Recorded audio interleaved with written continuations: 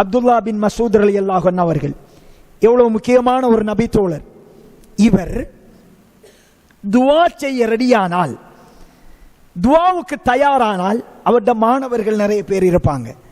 அவர் சொல்லுவார், உறவை துண்டித்து நடப்பவர்கள், உறவுகளோடு கோபப்பட்டு எரிந்து விழுகின்றவர்கள் இந்த சபையிலே இருந்து கொஞ்சம் தூரமாகுங்க, நாங்க துவா செய்ய போறோம். அலா ரசூலில்லாஹ் முஹம்மது இப்னு அப்துல்லாஹ் அம்மா பஅத்.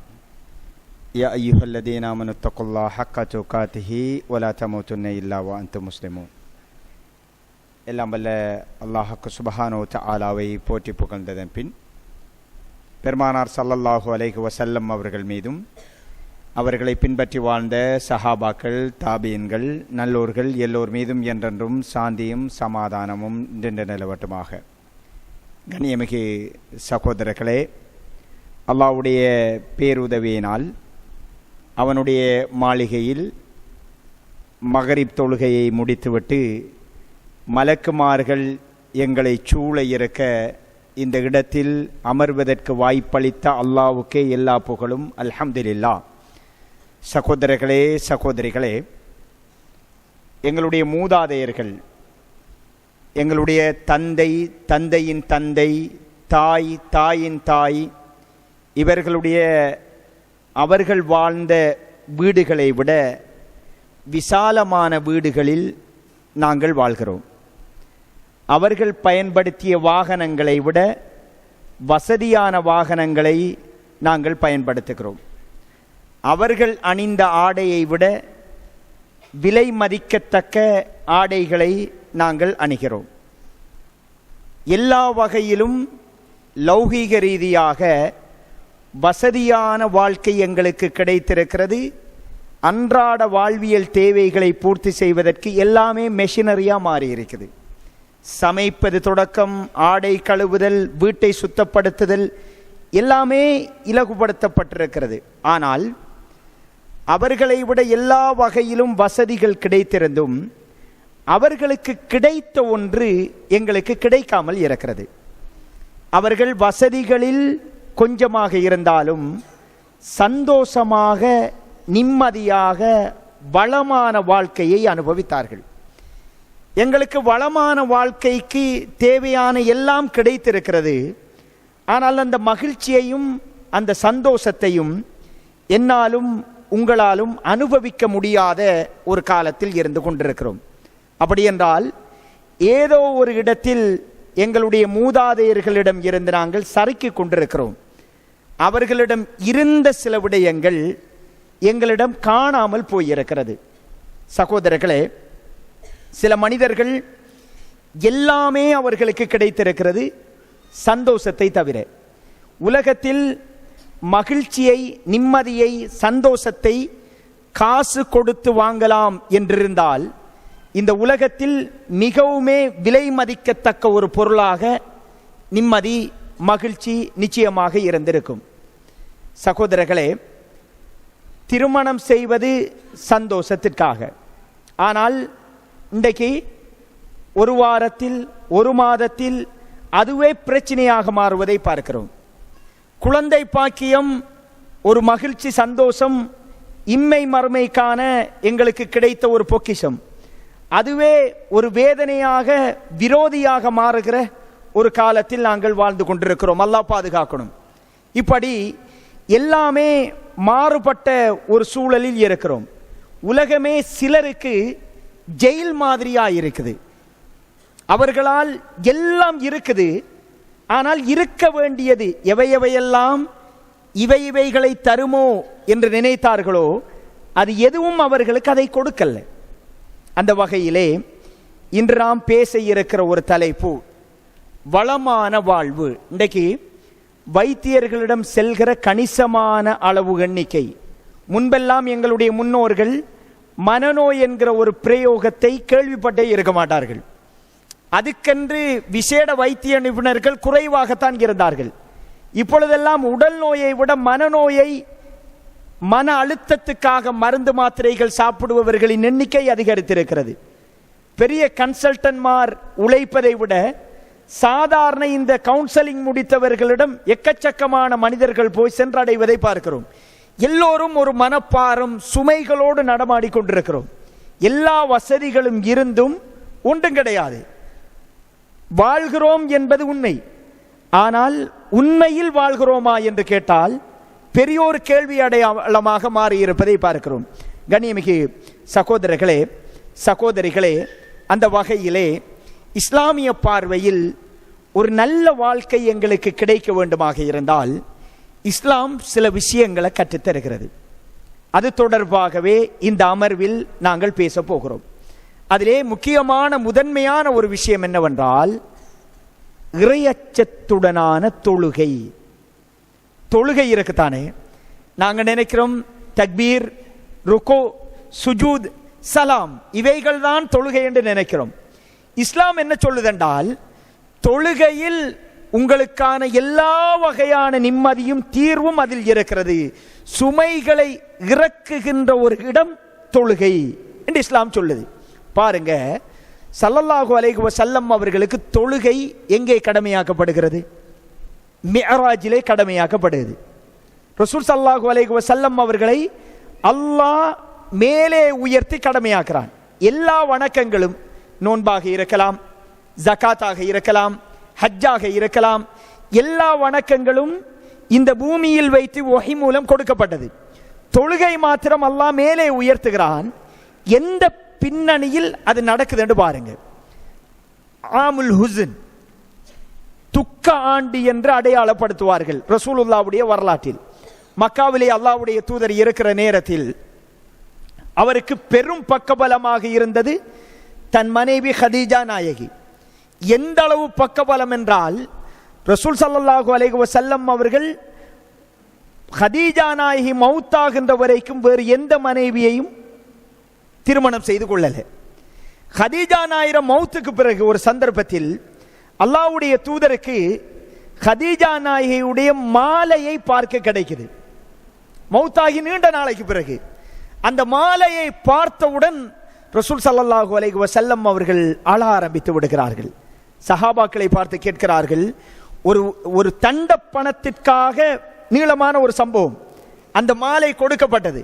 ரசூலுல்லாஹ் சஹாபாக்களை கேட்டார்கள், நீங்கள் அனுமதி அளித்தால், ரசூலுல்லாஹ்வுடைய நேர்மையை பாருங்கள், நீங்கள் அனுமதி அளித்தால் இந்த மாலையை எடுக்காமலே இவரை விடுதலை செய்து விடுங்கள் அப்படிங்கிறாங்க. ஒரு நீளமான செய்தி என்னென்றால் ஸல்லல்லாஹு அலைஹி வஸல்லம் அவங்க ஹதீஜா நாயகி மௌத்தாகி நீண்ட நாளைக்கு பிறகு கூட அந்த மாலையை பார்த்தவுடன் அவர்களால் பொறுக்க முடியவில்லை. அந்த நினைவுகள் உள்ளத்தில் வந்து விடுகின்றது. அந்த அளவு ரசூலுல்லாஹ்வுக்கு பக்கபலமாக இருந்த ஹதீஜா நாயகி மௌத்தாகிறாங்க. அதே நேரத்தில் அபூ தாலிப் இஸ்லாத்துக்கு வரல, ஆனால் ரசூலுல்லாஹ்வுக்கு எல்லா வகையிலும் பக்கபலமாக இருந்தவர், அவரும் மௌத்தாகிறாங்க.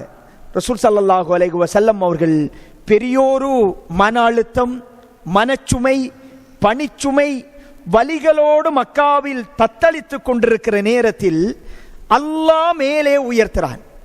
மேலே உயர்த்தி நிம்மதியாக இருங்கள், ஆறுதலாக இருங்கள் என்று அல்லாஹு தஆலா இந்த வார்த்தைகள் சொல்லல. அல்லாஹ் கொடுத்தது தொழுங்க. தொழுகையை அல்லாஹ் கடமையாக்குறான். எந்த பின்னணியில்? வரலாற்றாசிரியர்கள் துக்க ஆண்டு என்று அடையாளப்படுத்தப்படுகின்ற அளவுக்கு கவலையோடு சுமைகளோடு இருந்த ரசூலுல்லாஹ்வுக்கு பரிசாக கொடுக்கப்பட்ட வணக்கம் எது?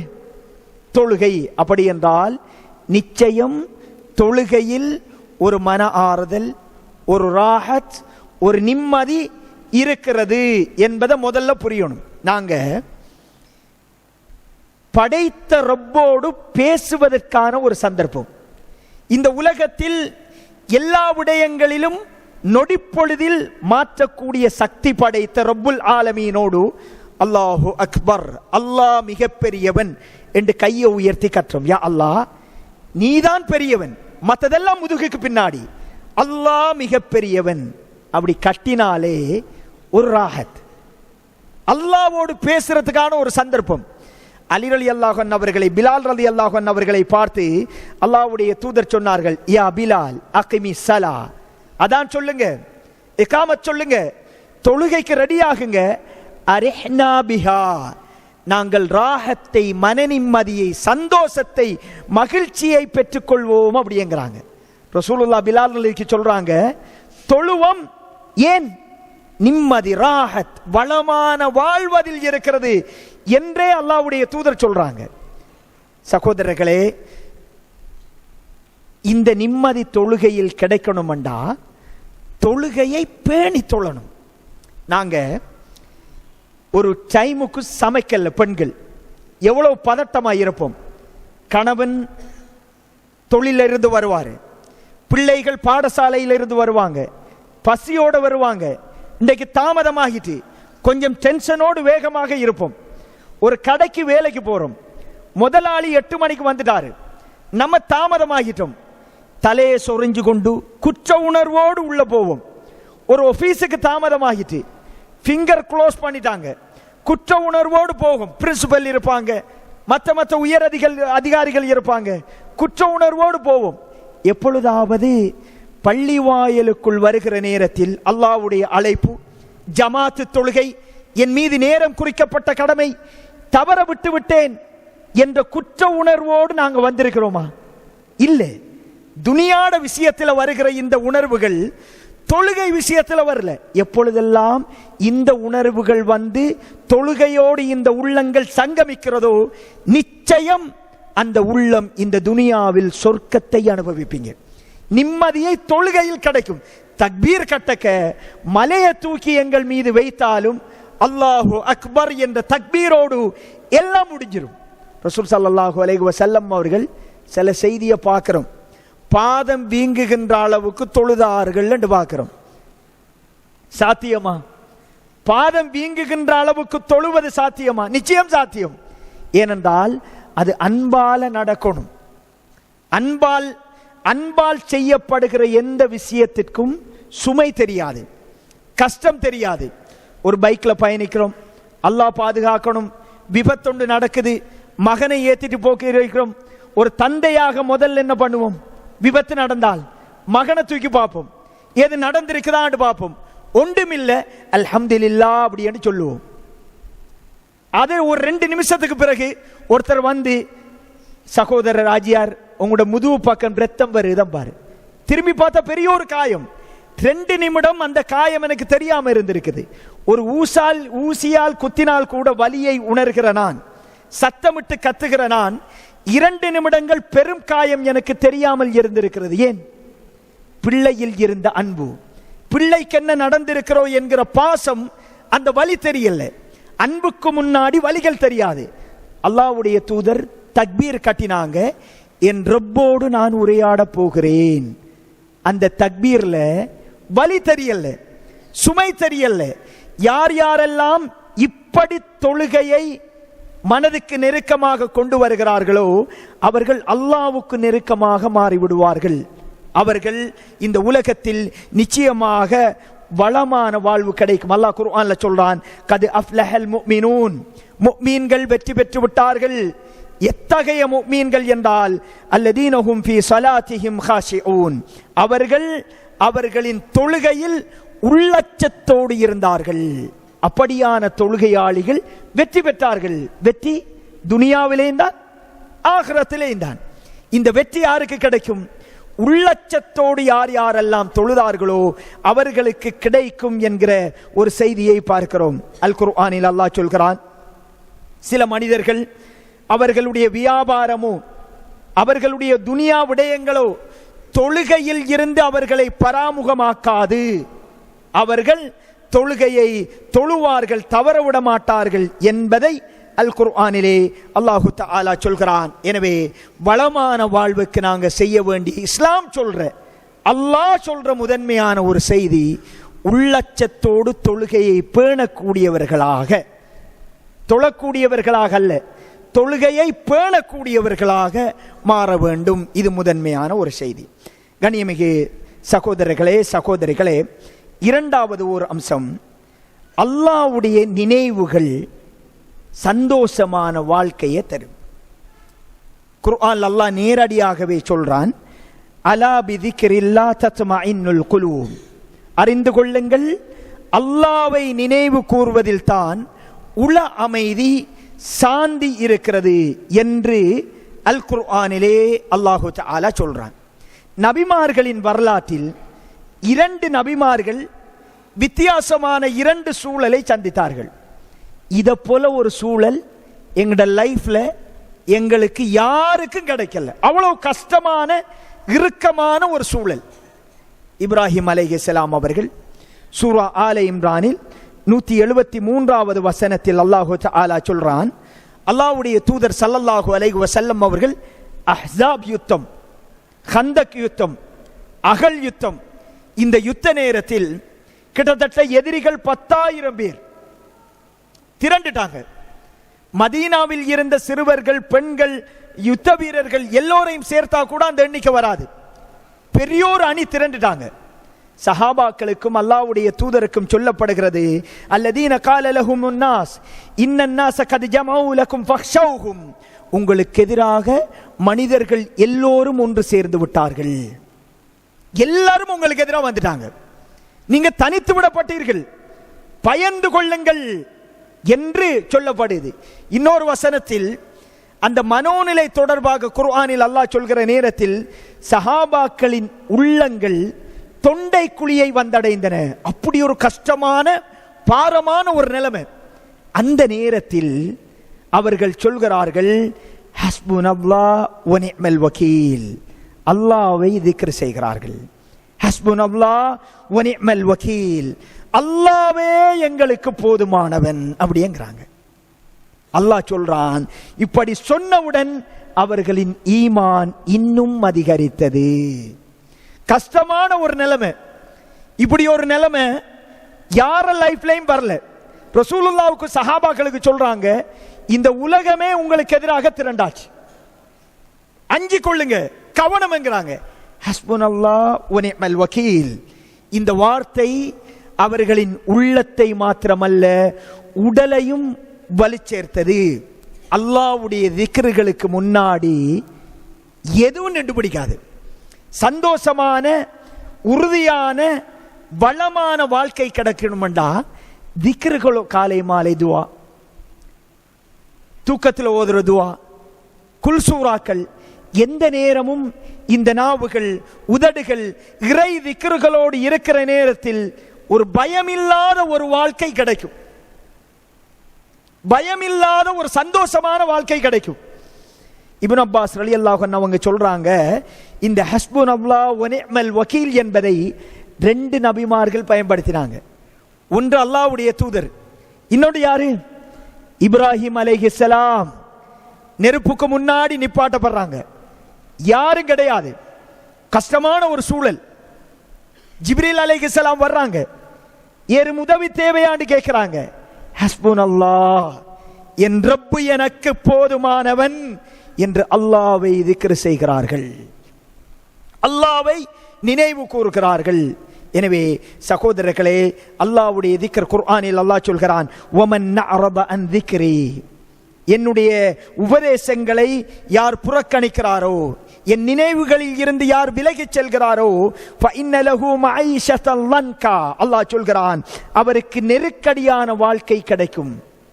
திக்ர்களை விட்டு யார் விலகிச் செல்கிறார்களோ அவர்களுக்கு நெருக்கடியான வாழ்வு இந்த துனியாவில் வரும், ஆகிரத்திலையும் வரும். அல்லாஹ் சொல்கிறான், வனஹ்ஷுருஹு யௌமல் கியாமத்தி அஅமா, குருடராக அவரை நாளை மறுமையில் எழுப்புவோம்.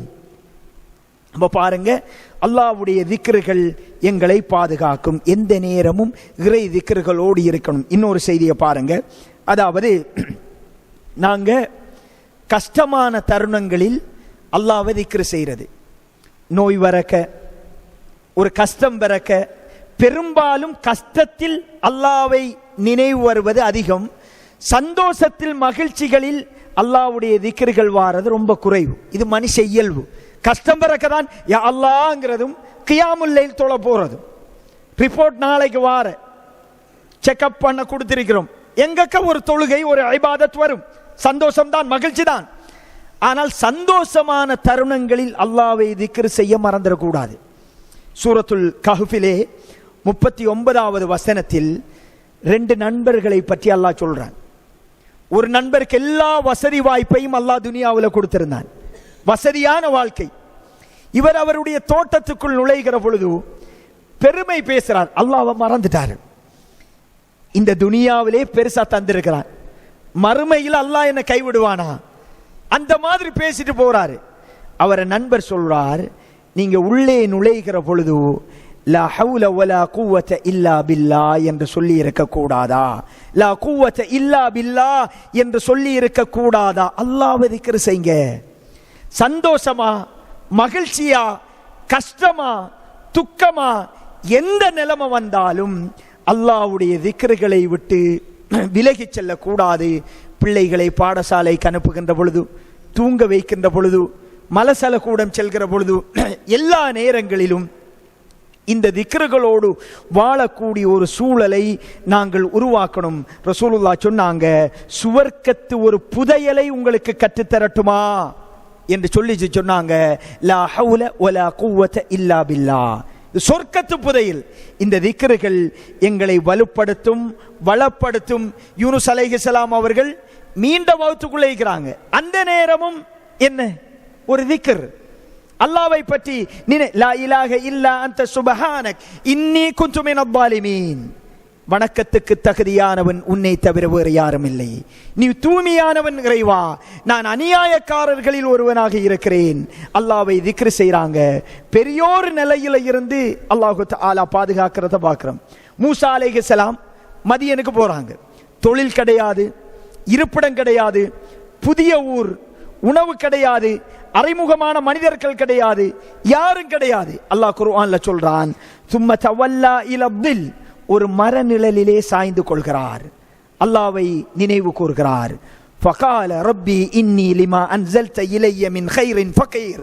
அல்லாஹ்விடம் சொல்கிறார், யா அல்லாஹ், நீ எனக்கு இறக்கி அருள்கின்ற எல்லா நலவின் பாலும் நான் தேவையுள்ளவனாக இருக்கிறேன். யா அல்லாஹ், எதை தந்தாலும் அது எனக்கு தேவை. என்ற நிலைமை மோசம். சொன்னவுடன் அல்லாஹ்வை திக்ர் செய்கிறார், துஆ செய்கிறார். உணவு கிடைக்குது, தொழில் கிடைக்குது, திருமணம் கிடைக்குது, எல்லாமே கிடைக்குது. கண்ணியமிகு சகோதரர்களே, வளமான வாழ்வுக்கு அவசியமான இரண்டாவது ஓர் அம்சம், எங்களோட வாழ்க்கையில் அல்லாஹ்வுடைய திக்ருகளை விட்டு நாங்கள் தூரமாகி விடக்கூடாது. விபத்துக்கள் வருகின்ற பொழுது மாத்திரம் இன்னா லில்லாஹி வ இன்னா இலைஹி ராஜிஊன் சொல்வதல்ல. எந்த நேரமும் திக்ருகளோடு நடமாடக்கூடிய மனிதர்களாக நாங்கள் மாறினால் நிச்சயம் மனக்கவலை இல்லாத, மகிழ்ச்சியான, பயமில்லாத ஒரு வாழ்க்கை எங்களுக்கு கிடைக்கும். மூன்றாவது ஒரு அம்சம், சாலிஹான நல்லமல்கள். அல்லாஹ் குர்ஆன்ல சொல்றான், மன் அமில சாலிஹன் மின் தக்கரின் அவ் உன்சா. ஆண் பெண்கள் யார் யாரெல்லாம் நல்லமல்கள் செய்கிறார்களோ, அல்லாஹ் குர்ஆன்ல சொல்றான், ஃபலனுஹியன்னஹு ஹயாத்தன் தய்யிபா, தூய்மையான நல்ல வாழ்க்கையை அவர்களுக்கு வழங்குவோம். அல்லாஹ் சொல்றான், சாலிஹான அமல்களை யார் யாரெல்லாம் செய்றாங்களோ அவங்களுக்கு நல்ல வாழ்க்கையை கொடுப்போம் அப்படி என்று அல்லாஹ் சொல்றான். சாலிஹான அமல்கள் தலைமுறை கடந்தும் தாக்கம் செலுத்தும். நாங்க செய்யற ஒரு சாலிஹான அமல் எங்கட பிள்ளை, எங்கட பேர பிள்ளைகள், எங்கட தலைமுறைக்கே ஒரு பாதுகாப்பு அரணாக மாறும். நிச்சயமாக பெற்றோர்கள், தாய்மார்கள், தந்தையர்கள் எல்லோரும் நல்லா புரிஞ்சு கொள்ளணும். எல்லோரும் நல்லா புரிஞ்சு கொள்ளணும். பாருங்க, சூரத்துல் கஹ்ஃபிலே ஹலர் அலைஹிஸ்ஸலாம், மூசா அலைஹிஸ்ஸலாம் அவர்களுடைய சம்பவத்தில் ஒரு ஊருக்கு போறாங்க. ரெண்டு பேரும் சாப்பாடு கேட்கிறாங்க. யாரும் சாப்பாடு கொடுக்கல, எவரும் கொடுக்கல. மோசமான ஒரு ஊர். அந்த ஊரிலே ஒரு சுவர் விழப்போகின்ற நிலையில இருக்குது. ஹலர் அலைஹிஸ்ஸலாம் அவர்கள் அதை சீர் செய்து நிமித்தி கட்டுவதற்கு தயாராகிறாங்க. ஆகிற நேரத்தில் மூசா அலைஹிஸ்ஸலாம் அவர்களை உதவிக்கு கூப்பிடுறாங்க. மூசா அலைஹிஸ்ஸலாம் சொல்றாங்க, வர முடியாது, மோசமான ஒரு ஊர், சாப்பாடு தராத ஊர், இவங்களுக்கு ஏன் உதவி செய்யணும் அப்படிங்கிறாங்க. ஹலர் அலைஹிஸ்ஸலாம் அவர்கள் அழைச்சி அந்த வேலையை செய்யறாங்க. மேசன் வேலை, பாஸ் வேலை செய்யறாங்க, நபிமார்கள் செய்யறாங்க. இது ஏன் செய்த என்று பின்னாடி விளக்கம் சொல்கிற நேரத்தில், இந்த சுவருக்கு கீழ் ஒரு புதையல் உண்டு. அந்த புதையல் 2 அனாதை குழந்தைகளுக்கு சொந்தமானது. இந்த ஊர்க்காரவர்கள் மோசமானவர்கள், அந்த குழந்தைகள் இன்னும் வளரல. இந்த சுவர் வீழ்ந்து விட்டால் புதையல் வெளியில தெரிஞ்சிடும். தெரிந்தால் குழந்தைகளுக்கு சேர வேண்டியது போய் கிடைக்காது, வேற யாரோ அபகரிச்சிருவாங்க. அது நடக்கக்கூடாது என்பதற்காகத்தான் சுவரை சீர் செய்தேன் அப்படின்னு சொல்லிட்டு ஒரு செய்தியை கதர் அலைஹிஸ்ஸலாம் சொல்றாங்க. வகான அபூஹுமா சாலிஹா, இந்த பிள்ளைகளின் பெற்றோர்கள் தாயும் தகப்பனும் நல்ல மனிதர்களாக இருந்தார்கள், நல்லமல்கள் செய்யக்கூடியவர்களாக இருந்தார்கள். சகோதரர்களே, தாய்மார்களே, ஒரு நல்லமல் எங்கட மௌத்துக்கு பிறகும் எங்கட பிள்ளைகளை பாதுகாக்குது. எந்த அளவுக்கு என்றால் அல்லாஹ் நபிமார்களை கொண்டு வந்து அந்த குழந்தைகளின் சொத்தை பாதுகாப்பதற்கு பாஸ் வேலை செய்ய வைக்கிறான். அப்படி என்றால் தலைமுறை கடந்தும் தாக்கம் செலுத்தக்கூடிய நல்ல வாழ்க்கை கிடைக்கணும் என்றா சாலிகான உள்ளங்கள் கொண்ட நல்லமல்கள் செய்யக்கூடிய பெற்றோர்களாக மனிதர்களாக நாங்கள் மாற வேண்டும். இது முக்கியமான ஒரு செய்தியாக இருந்து கொண்டிருக்கிறது. அதே போன்று 4வது ஓர் அம்சம், கண்ணியமிகு சகோதரர்களே சகோதரிகளே, அதாவது எங்களுக்கு எல்லா வகையான துனியாவில் கஷ்டங்கள், மனக்கவலைகள், நிம்மதி இழக்கிறது பெரும்பாலுமே சக மனிதர்களால தான். கனவுலையும் நினைக்கல, இப்படி செஞ்சிட்டாரு, நான் நம்பவே இல்லை, அவருக்காக எவ்வளவெல்லாம் தேய்ந்திருக்கிறேன், என்னை கண்டுகொள்ளவும் இல்லை, நன்றி மறந்தவர், அந்த மாதிரி ஒரு வலியை தருவது மனிதர்கள் தான். இந்த மனிதர்கள் தொடர்பான சரியான புரிதலை இஸ்லாம் சொல்ற மாதிரியான ஒரு புரிதல் இருந்தா தான் ஒரு வளமான வாழ்வு, நிம்மதியான வாழ்வு நமக்கு கிடைக்கும். துனியாவில் 2 விஷயத்திலிருந்து தப்பவே இயலாது. ஒன்று, மௌத்துல இருந்து யாரும் தப்ப இயலாது, மௌத்தாகிதான் ஆகணும். 2வது, மனித நாவுகளில் இருந்து நாங்க யாரும் தப்ப இயலாது. அப்படி தப்பேலுமண்டா ரசூலுல்லா தப்பிருப்பாங்க. ரசூலுல்லாவை இதே மனித நாவுகள் பைத்தியக்காரன் என்று சொன்னார்கள், அஸ்தக்ஃபிருல்லாஹ். ஆயிஷா நாயகியை விபச்சாரி என்று சொன்னாங்க, அஸ்தக்ஃபிருல்லாஹ். எங்களுடைய தாய் மூசா அலைஹிஸ்ஸலாம் அவர்களை மோசமாக விமர்சித்தார்கள், மரியம் அலைஹிஸ்ஸலாம் அவர்களை மோசமாக விமர்சித்தார்கள். மனித புனிதர்களையே இந்த மனித நாவுகள் விட்டு வைக்கவில்லை. அப்படி என்றால் என்னையும் உங்களையும் நிச்சயம் விட்டு வைக்காது. ஒரு 10%, 20% எங்கள் மீது அதிகமான கோபத்தோடு தவறான புரிதல்களோடு மனிதர்கள் இருப்பார்கள். இது இயல்பு. இந்த இயல்பை வழங்கணும். யூதர்கள் படைத்த ரப்பையே விட்டு வைக்கல. யதுல்லாஹி மக்லூலா, அல்லாஹ்வின் கைகள் கட்டப்பட்டிருக்கிறது. கஞ்சத்தனம் மிக்கவன் அல்லாஹ்வையே மனித நாவுகள் விட்டு வைக்கல. அப்படி என்றால் என்னையும் உங்களையும் விட்டு வைக்காது. குடும்பத்துக்காக மாடாக உழைச்சிருப்போம், ஒரு பிரச்சனை வரக்க இவர் என்ன செஞ்சேன்னு சொல்லி சொந்த சகோதரர்களை சொல்லுவாங்க. சொல்லக்க ஒரு விரக்தி நிலைக்கு போய் உடைஞ்சு விடக்கூடாது. இது மனிதர்களின் தன்மை. அப்படி என்றால் ரசூலுல்லா தப்பியிருப்பார், ஆயிஷா நாயி தப்பியிருப்பாங்க, கதீஜா நாயி தப்பியிருப்பாங்க, நபிமார்கள் தப்பியிருப்பாங்க என்கிற ஒரு புரிதல் அவசியமானது. 2வது ஒரு அம்சம் என்னன்னு சொல்லி சொன்னால், நாங்க எல்லா பணிகளும் செய்கிற நேரத்தில் இந்த விஷயத்தை மறந்துடக்கூடாது. இவருக்காக நான் ஒரு உதவி செய்கிறேன் என்பது ஒரு பக்கம் இருக்க, அல்லாஹ்வுக்காகத்தான் இதை நான் செய்கிறேன். அவருக்காக இன்னமா நுதீமுக்கும் லிவஜ்ஹில்லாஹ், அல்லாஹ்வுக்காகவே அவர்களுக்கு நாங்கள் உணவளித்தோம். உங்களிடம் இருந்து நன்றியையோ கூலியையோ நாங்கள் எதிர்பார்க்கவில்லை. பாராட்டோ புகழ்ச்சியோ எதையும் நாங்கள் எதிர்பார்க்கல. எனவே மனிதர்களால தான் எங்களுக்கு நிறைய கஷ்டங்கள் வாரது. மனிதர்கள தன்மையை விளங்கணும். நாங்க செய்யற பணிகள் அல்லாஹ்வுக்கானது என்கிற பெரிய நம்பிக்கை எங்களுக்கு வரணும். அப்பதான் இந்த துனியாவில் அடுத்தாக்கள்கிட்ட எங்கட சந்தோஷத்தை ஒப்படைச்சிட்டோம்டா, இவர்தான் என்ற சந்தோஷத்தை தீர்மானிக்கிறது, இவர்தான் என்ற கவலையை தீர்மானிக்கிறது என்று அடுத்தாக்கள்கிட்ட எங்கட அது பெத்த பிள்ளைகளாகவும் இருக்கலாம், இரத்த உறவுகளாகவும் இருக்கலாம், ஜமாத்தாக இருக்கலாம், பாடசாலையாக இருக்கலாம், கட்சியாக இருக்கலாம், நட்பு வட்டமாக இருக்கலாம். அடுத்தாக்கள்கிட்ட எங்கட சந்தோஷத்தை கொடுத்துட்டோம்டா கடைசி வரைக்கும் துனியாவில் சந்தோஷம் இல்லாமலே மௌத்தாகும். இந்த 2 புரிதலும் சந்தோஷமான வளமான வாழ்க்கைக்கு அவசியமானது என்பதை புரிந்து கொள்ள வேண்டும். 5வது ஒரு முக்கியமான ஒரு செய்தி, அதாவது கண்ணியமிகு சகோதரர்களே, சகோதரிகளே, நாங்கள் எல்லோரும் பொடுபோக்காக இருக்கிற ஒரு செய்தி, அல்லாஹு தஆலா சபிக்கிற அல்லாஹ்வுடைய சாபம். நல்லா புரிஞ்சு கொள்ளணும். அல்லாஹ்வுடைய சாபம் ஒருத்தருக்கு கிடைக்குமாக இருந்தால் அவர் தப்பிக்கவே முடியாது. அல்லாஹு தஆலா குர்ஆன்ல சொல்றான், யார் யாரெல்லாம் உறவுகளை துண்டித்து நடக்கிறார்களோ அவர்களை அல்லாஹ் சபிக்கிறான். அல்லாஹ்வுடைய சாபத்தோடு நிம்மதியா வாழலாமா? சந்தோஷமா வாழலாமா? நீங்க என்னதான் ஒரு உறவை புறக்கணிப்பதற்கும் பேசாமல் இருப்பதற்கும் உங்களுக்குள் நியாயம் சொன்னாலும், ஆயிஷா நாயகியை விட பெரிய ஆள் எங்களுக்கு யாரும் இருக்கிறாங்க? யாரும் கிடையாது. எங்கட தாய் ரசூலுல்லாஹ்வுடைய மனைவி, இஸ்லாத்துக்காக தேய்ந்தவர்கள். அந்த ஆயிஷா நாயுடைய மானத்திலே ஒருத்தர் விளையாடுறார், மோசமா நடந்து கொள்றார். ஆயிஷா நாயி தூய்மையானவர் என்று வஹி குர்ஆன் வசனம் வந்தவுடன் அபூபக்கர் ரலியல்லாஹு அன்ஹு அவர்கள், ஆயிஷா நாயிர தகப்பனார், ஆத்திரம் வருது, கோபம் வருது.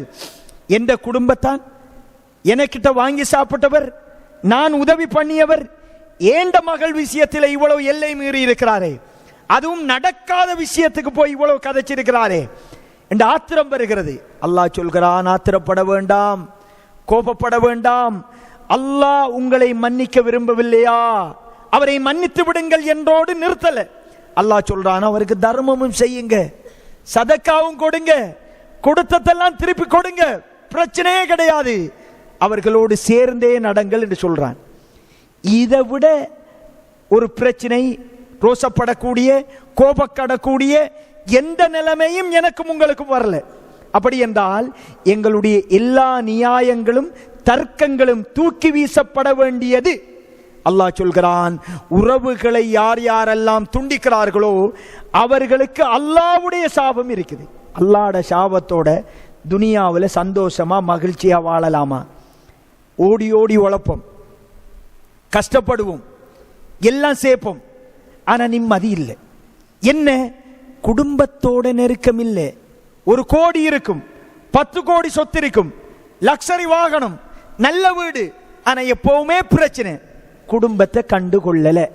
10 உம்ரா போவாரு, ஆனா தெத்த உறவுண்டு அன்றைக்கு சாப்பிட கூட வழி இல்லாம இருப்பாங்க. 10 உம்ரா போயும் இவருக்கு சந்தோஷமான மகிழ்ச்சி இல்லாம இருக்கும். அவர் எதை முற்படுத்தியிருக்கணும்? எதை முற்படுத்தியிருக்கணும்? அந்த இரத்த உறவை அந்த இடத்தில் பார்த்திருக்கணும். இரத்த உறவை பார்த்திருக்கணும். ஒருத்தர் ஜமாத்து தொழுகைக்கு வாராரு, ஒருத்தர் விபத்துல மாட்டி துடிச்சுக்கிறாரு. இவர் இஸ்லாம் என்ன தொழுவிட்டு வாரன், ஜமாத்து முடிய போகுது, தொழுவிட்டு போய் அவர் ஹாஸ்பிட்டலுக்கு எடுக்க போறாரு. இவர் இஸ்லாமிய அறிவு கொண்டவரா அல்லது விபத்துல துடிச்சுக்கிறாரு? இவரை முதல்ல காப்பாற்றணும். இந்த நேரத்தில் ஜமாத்து தொழுகையை விட இது முக்கியம் என்பது இஸ்லாமிய அறிவு உள்ளதா? யார் இஸ்லாமிய அறிவு உள்ளவர்? முதலில் அவருக்கு முதலுதவி செய்பவரை இஸ்லாமிய அறிவும் புரிதலும் அதிகமாக உள்ளவர். இரத்த உறவுகளை பேணுதல் முக்கியமான ஒரு விஷயம். இவர் 5 உம்ராக்கு போறாரு, 10 உம்ராக்கு போறாரு, பள்ளி வாயலுக்கு நிறைய செய்யறாரு, குடும்பத்தை பார்க்கிறதே இல்லை. இவர் ஜகாத் எல்லாம் வெளியாக்கள் எல்லோருக்கும் நிறைய கொடுக்கிறாரு, குடும்பத்தில் உள்ளவங்க கடும் கஷ்டப்படுறாங்க. அல்லாஹ்வை பயந்து கொள்ளணும். அவர் முதன்மை கடமை இந்த வேலையை செய்யணும். ஸல்லல்லாஹு அலைஹி வஸல்லம் அவர்கள் சொல்றாங்க, அழகான ஒரு செய்தி புகாரி கிரந்தத்தில் 2067வது செய்தியாக வருகிறது. யார் யாருக்கெல்லாம் பொருளாதாரத்தில் அபிவிருத்தி கிடைக்கணுமோ, பொருளாதாரம் விசாலமா வரணுமோ, யாருக்கு நீண்ட ஆயுள் தேவையோ, மருந்து மாத்திரை இல்லாத சந்தோஷமான ஆரோக்கியமான வாழ்வு, இந்த ரெண்டும் யாருக்கு தேவையோ அவர் இரத்த உறவுகளை சேர்ந்து நடக்கட்டும். இரத்த உறவை அவர்கள் சேர்ந்து நடக்கட்டும் என்று ஸல்லல்லாஹு அலைஹி வஸல்லம் அவங்க சொன்னாங்க. நான் சொன்ன வார்த்தை இல்லை, பெருமானார் ஸல்லல்லாஹு அலைஹி வஸல்லம் அவர்கள் அல்லாஹ்விடத்தில் இருந்து பெற்று சொன்ன வார்த்தை. நாங்க நீண்ட ஆயுளை ஹாஸ்பிட்டல்ல தேரும், மருந்து மாத்திரையில தேரும், நீண்ட பொருளாதார விஷயங்கள் ரோட்லையும் மார்க்கெட்லையும் கடையில தேரும், குடும்பத்திலையும் தேடுங்கோ, குடும்பத்தை பாருங்கோ, குடும்பத்தை கண்டுகொள்ளாம விடாதவங்கோ, அது அல்லாஹ் உங்களுக்கு தெரிவு செய்து தந்தது. அதுல பரக்கத் இருக்குது, அதுல நிம்மதி இருக்குது, அதுல சந்தோஷம் இருக்கிறது. அப்படி என்று அல்லாஹு தஆலா சொல்கிறான். குறிப்பாக பெண்கள் அல்லாஹ்வை பயந்து கொள்ளணும். எவ்வளவு கஷ்டங்கள் வந்தாலும் இப்ப தொழலாம், எல்லாராலையும் நோன்பு பிடிக்கலாம், எல்லாராலையும் தர்மம் செய்யலாம், இது கஷ்டம் இல்லை. ஆனா குடும்ப உறவை பேணுதல் என்கிற வணக்கம் கஷ்டம். ஏசிருப்பாங்க, அவமானப்படுத்தியிருப்பாங்க, புறக்கணித்திருப்பாங்க, மோத்துல அங்கெஞ்ச கூட்டுட்டு இருப்பாங்க. அதையெல்லாம் பொறுத்து மன்னித்து அவர்களோடு சிரித்து கொண்டு அஸ்ஸலாமு அலைக்கும் என்று சொல்லி அவர்களுக்கு உதவி செய்தல் என்பது மிக மிக கஷ்டம். அதுக்கு அல்லாஹ் கிட்ட பெருமதி கூட. நீங்கள் அவர்களோடு உரையாடுவது, பேசுவது அவர் நல்லவரா தீயவரா என்பதற்காக அல்ல. அவர் என் இரத்த உறவு, அவரோடு உறவாட வேண்டும் என்பது என்னை படைத்த ரப்பின் கட்டளை என்பது முதன்மையான ஓர் அம்சமாக இருக்கணும். இஸ்லாத்துக்கு முந்தியே ரசூல் ஸல்லல்லாஹு அலைஹி வஸல்லம் அவர்கள் இஸ்லாத்தில் இல்லை, வஹி கிடைப்பதற்கு முன்னாடி ஃபர்ஸ்டா வஹி செய்தி கிடைக்குதுன. கிடைத்தவுடன் ரசூலுல்லாவுடைய நிலைமை எப்படி இருக்குது? நடுநடுங்கிட்டு கதீஜா நாயிட்ட ஓடி வராங்க. என்னை போத்துங்கள், கது ஹசீது அலா நஃப்ஸி, எனக்கு ஏதும் நடந்து விடுவோ, நான் மௌத்தாயிருவனோ என்று ரசூலுல்லா பயப்படுறாங்க. அந்த மனோநிலையில தான் வராங்க. கதீஜா நாய் என்ன சொன்னாங்க? கல்லா ஃபவல்லாஹி லா யுஹ்ஸீக அல்லாஹ், அல்லாஹ்வின் மீது ஆணையாக அல்லாஹ் உங்களை கேவலப்படுத்த மாட்டான். அமைதியாயிருங்க. மனைவி சொல்ற வார்த்தையை பாருங்க. ஏனென்றால் கதீஜா நாய் சொல்றாங்க, இன்னக லதஸிலுர் ரஹீம், நீங்கள் உறவுகளை சேர்ந்து நடக்கின்றீர்கள். இஸ்லாத்துக்கு முன்னாடி கதீஜா நாய் சொல்றாங்க, பயப்பட நாம், அல்லாஹ் உங்களை கைவிட மாட்டான், கேவலப்படுத்த மாட்டான். ஏனென்றால் நீங்க உறவுகளை பேணி நடக்கின்றீர்கள். உறவை பேணி நடப்பவர்களை அல்லாஹ் கைவிட மாட்டான் என்பது கதீஜா நாய் சொன்ன வார்த்தை. சகோதரிகளே, இந்த துனியாவில் சந்தோஷத்தை, வளமான வாழ்வை உங்களோட உறவுகள்கிட்ட தேடுங்க. இப்ப உறவெல்லாம் சுருங்கிட்டு, முந்தி நானடன், சகோதரர்கள், சம்பந்தி, அந்த உறவு சங்கிலி மிக நீளமானது. இப்ப எப்படி என்றால் மனைவி பிள்ளைகளோடு சுருங்கிட்டு, நானாவை பார்க்க நேரம் இல்லை, தாத்தாவை பார்க்க நேரம் இல்லை. இஸ்லாமிய பார்வையில் மனைவியை விட முக்கியமானவர் யாரு? இரத்த உறவு, சகோதரம், சகோதரி. எங்கட உறவுகள் சுருங்கி எப்படி வந்துட்டா, ஏண்ட மகன், ஏண்ட மனைவி, ஏண்ட பிள்ளை, பேர பிள்ளை, இவ்வளவுதான் குடும்பம் நினைக்கிறோம்.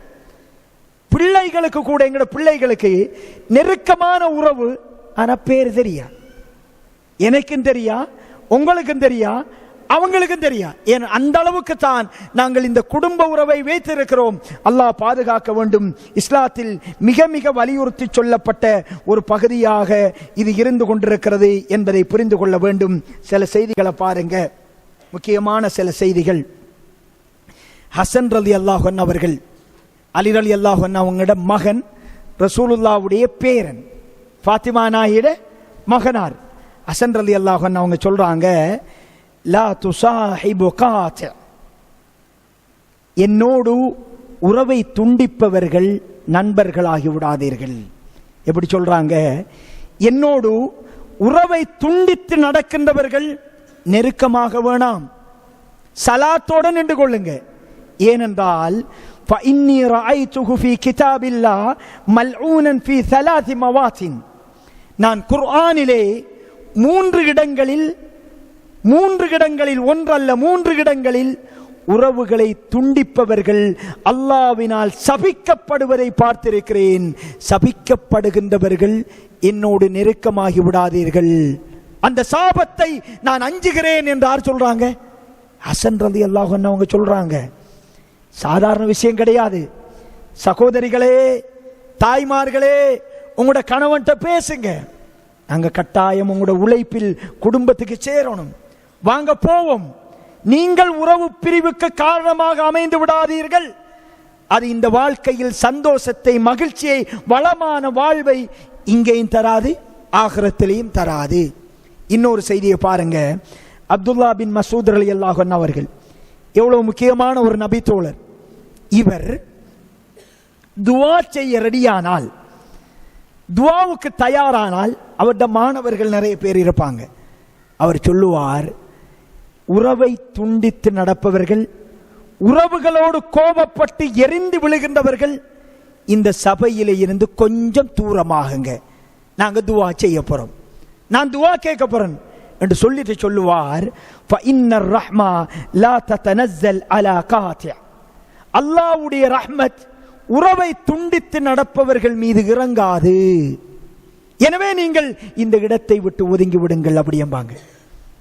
சஹாபாக்கள் இந்த விஷயத்தில் எந்த அளவு புரிதல்களோடு இருந்திருக்கிறார்கள் என்பதை நாங்கள் புரிந்து கொள்ள வேண்டும் சகோதரர்களே. எனவே உறவுகளோடு பேணி நடத்தல், ரிஸ்க்ல பரக்கத்து கிடைக்கும், சந்தோஷமான வாழ்க்கை கிடைக்கும், நிம்மதி கிடைக்கும். எதுவும் இல்லை, ஆனா உறவோடு நான் நல்லம். கதீஜா நாய் சொன்னாங்களே, அல்லாஹ் ஒரு நாளும் கைவிட மாட்டான். ரசூல் ஸல்லல்லாஹு அலைஹி வஸல்லம் அவங்க சொன்னாங்க, 2 விஷயத்துக்கு துனியாவில் உடனே தண்டனை கிடைக்கும். 2 விஷயம், ஆகிரத்து வரைக்கும் அல்லாஹ் வெயிட் பண்ண மாட்டான், இஞ்சையே தண்டிப்பான். ஒன்றென்னது? உறவை துண்டிப்பவர். உறவை துண்டிப்பவர் இஞ்சையே கிடைக்கும், இங்க நிறைய சிக்கல்களையும் கஷ்டங்களையும் அவர் சந்திப்பார். 2வது நபர் அநீதி செய்தவர். இந்த 2க்கும் உடனே கிடைக்கும் என்று ஸல்லல்லாஹு அலைஹி வஸல்லம் அவர்கள் சொன்னார்கள். எனவே இந்த விஷயத்தில் மிச்சம் கவனமாக இருக்கணும். நபி யூசுப் அலைஹிஸ்ஸலாம் அவர்களுடைய ஒரு செய்தி.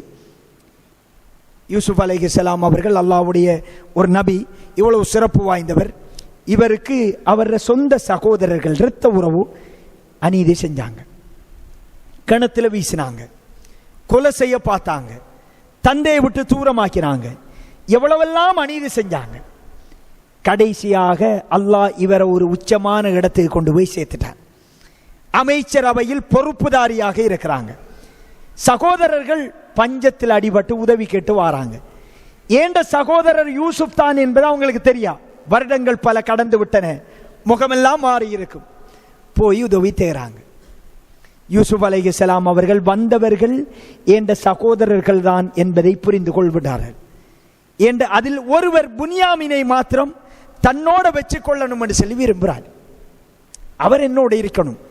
அவரை கூப்பிட்டு தனியே சொல்றார், நான் உங்களோட சகோதரர் இன்னார் தான், நீங்க என்னோட இருக்கணும், சும்மா வச்சு கொள்ள இயலாது. ஒரு பாத்திரத்தை உங்களோட பேக்ல போறேன், நான் இந்த பாத்திரத்தை காணலம்பேன், செக் பண்ணா உங்களோட பாத்திரம் உங்களோட பேக்ல தான் அந்த பாத்திரம் இருக்கும். எனவே உங்களை பிடித்து என்னோடு வைத்துக் கொள்வது போன்று தொடர்ந்து என்னோடு நீங்க இருக்கணும் அப்படி என்று சொல்லி பிளான் பண்ணி செய்றாங்க. இவர்கள் பொருட்களோடு வெளியே இருக்கின்ற நேரத்தில் பாத்திரத்தை காணவில்லை என்று அரச சபையில் அறிவிப்போடு வருது. எல்லாரும் செக் பண்ண போறாங்க. இவருடைய பாத்திரத்தில் பேக்ல இருந்து அந்த பாத்திரம் எடுக்கப்படுது.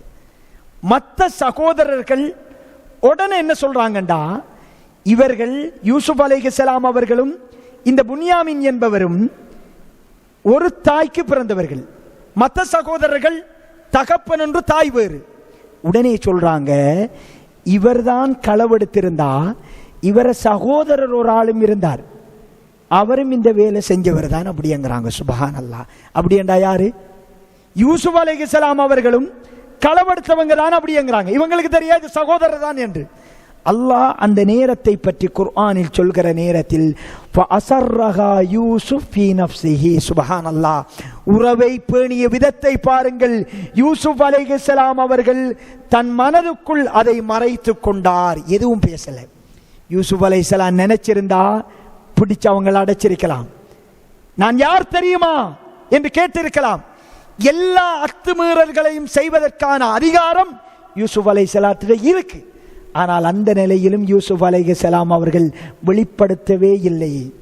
அவர்களுக்கு அந்த காயத்தை, அந்த அவமானத்தை நான் கொடுக்க விரும்பல, அது அப்படியே இருக்கட்டும். தன் மனதுக்குள் அதை யூசுப் மறைத்து கொண்டார் என்று அல் குர்ஆனிலே அல்லாஹு தஆலா சொல்லுவதை பார்க்கிறோம். எனவே சகோதரர்களே, உறவுகளை பேணி நடத்தல் என்பது இந்த துனியாவில் சந்தோஷமான, மகிழ்ச்சியான, பரக்கத்தான வாழ்க்கைக்கு வழிவகுக்கும் என்பதை புரிந்து கொள்ள வேண்டும். 5வது ஓர் அம்சம், இந்த துனியாட யதார்த்தத்தை புரியணும். இந்த துனியாவில் ஒரு ஆலிமால, ஒரு மௌலவியால, ஒரு தொழுகையாளியால, ஒரு ஹாஜியால அல்லாஹ் சொல்கிற இந்த துனியாவுட யதார்த்தம் அவங்களுக்கு எல்லாம் சரியா நிறைய படிச்சிருப்போம். லவ் கானத்தி துன்யா தஅதிலு இன்தல்லாஹ் ஜனாஹ பஊதா, இந்த உலகம் அல்லாஹ்விடத்தில் ஒரு கொசுவின் இறக்கை அளவுக்கு பெருமதியாக இருந்தாலும் அல்லாஹு தஆலா இறைவனை நிராகரிப்பவர்களுக்கு ஒரு சொட்டு தண்ணீரும் கொடுத்திருக்க மாட்டான். துனியாட விஷயம் அல்லாஹ் கிட்ட அவ்வளவுதான். இதெல்லாம் படிச்சிருக்கிறோம், தெரிஞ்சிருக்கிறோம். ஆனா துனியாண்டு வந்தா நாங்க எல்லோருமே சில கட்டங்களில் இதெல்லாம் மறந்துடுவோம். துனியாவை கொண்டாந்து உள்ளத்துல வச்சு ஆகிரத்தை வெளியில கொண்டாந்து வச்சிருவோம். இது மனித இயல்பு. ஆனால் அடிக்கடி துனியாட யதார்த்தத்தை புரியணும். புரிஞ்சாதான் துனியாவில் மகிழ்ச்சி வரும். ஆகிரத்துக்கான ஒரு இடம்தான் இது. ஒருத்தருக்கு ஒரு புற்றுநோய் என்று ஒருத்தர் டாக்டர் சொல்லிட்டாரு. அல்லாஹ் எல்லோருக்கும் ஆரோக்கியத்தை தரணும். ஒரு 6 மாசத்தால நீங்க மௌத்தாகலாம் அப்படின்னு சொல்லி சொல்றாங்க. அவர்கிட்ட போய் வாழ்க்கை என்றால் என்ன, துனியா என்றால் என்ன என்று கேட்டா அவர் தான் சரியா சொல்லுவார். எங்கள்கிட்ட பெருசா இருக்கிற விஷயம் எல்லாம் அவர்கிட்ட உண்டு கிடையாது. எங்கள்கிட்ட சின்னதா இருக்கிற விஷயம் எல்லாம் அவர்கிட்ட பெருசா இருக்கும். ஏனென்றால் அவருக்கான டைம் அவருக்கு தெரியுது.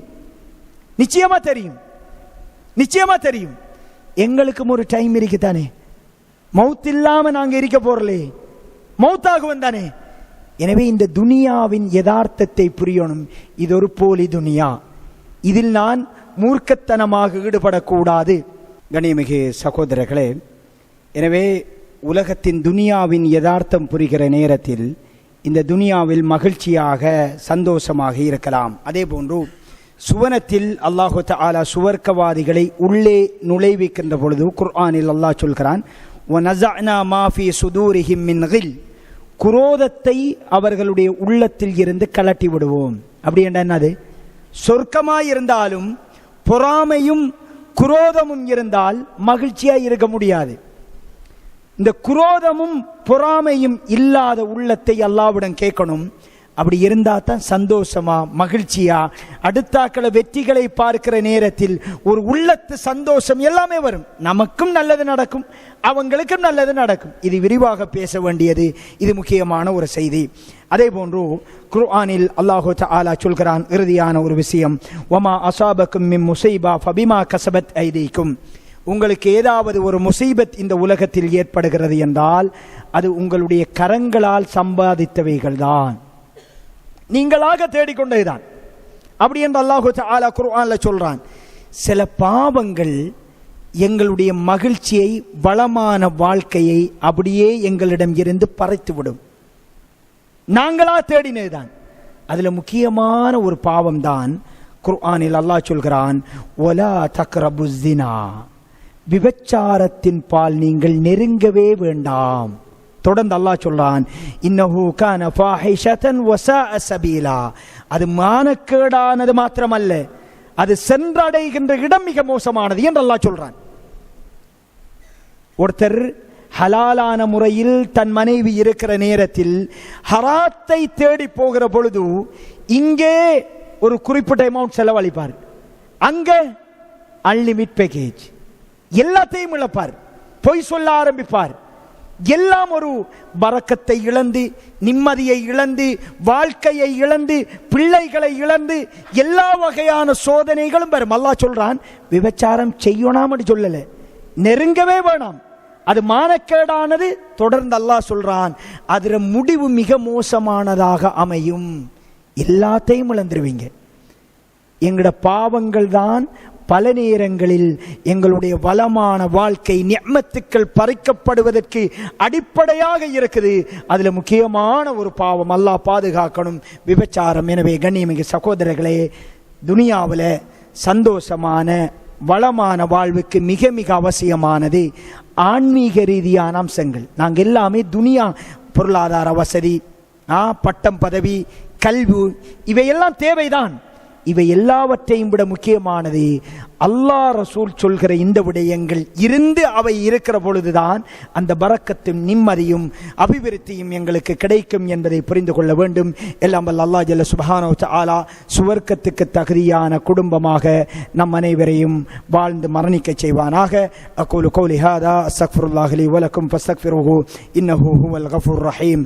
சுப்ஹானக்கல்லாஹும்ம வ பிஹம்திக அஷ்ஹது அல்லா இலாஹா இல்லா அன்த அஸ்தக்ஃபிருக வ அத்தூபு இலைக்.